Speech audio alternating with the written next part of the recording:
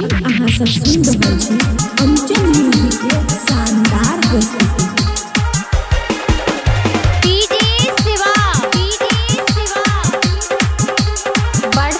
गे गोरकी है तोहर भैर पूरे बोगे बोलो तू जखन खोलबी गाना डालबोगे बोलो तू जखन खोलबी गाना डालबोगे गे गोरकी है तोहर भैर उड़बोगे गे गोरकी है तोहर भैर उड़बोगे बोलो तू जखन खोलबी गाना डालबोगे बोलो तू जखन खोलबी गाना डालबोगे गे गोरकी है तोहर वायरस उड़बोगे गे गोरकी है तोहर वायरस उड़बोगे गे गोरकी है तोहर वायरस उड़बोगे तोहर वायरस उड़बोगे।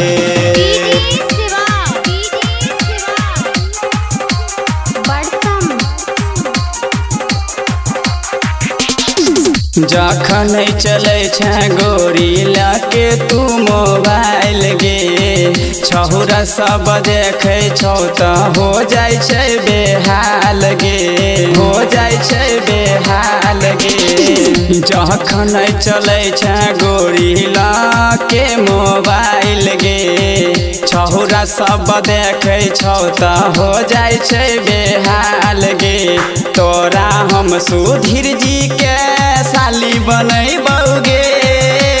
तोरा हम सोहित जी के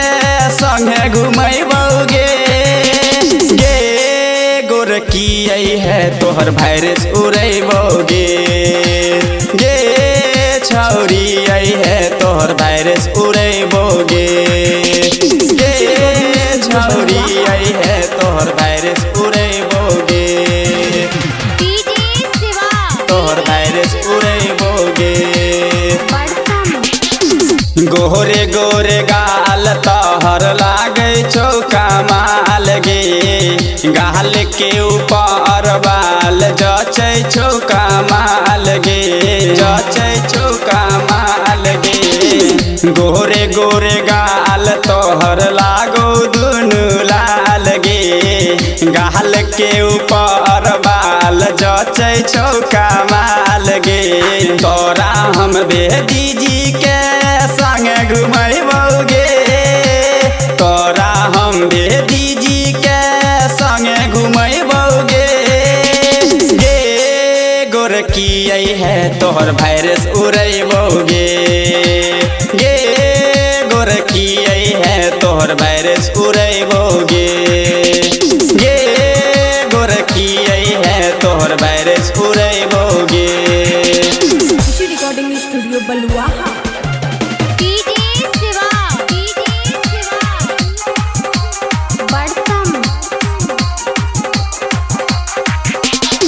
नया नया गाना डलबो रही है हमारा साथ में कह रंजित दीवाना गेल कई रही है हमारा साथ में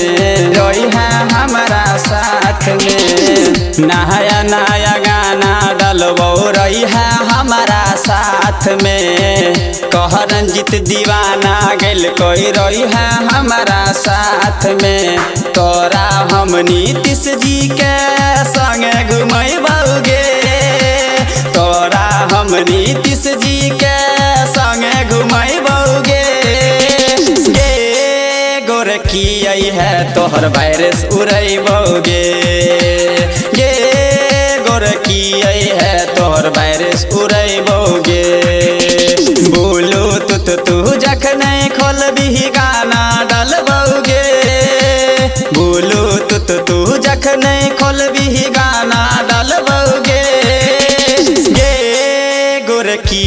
है तोहर वायरस उड़बोगे गे गोरकी है तोहर वायरस उड़बोगे। रिकॉर्डिंग स्टूडियो बलुआहा।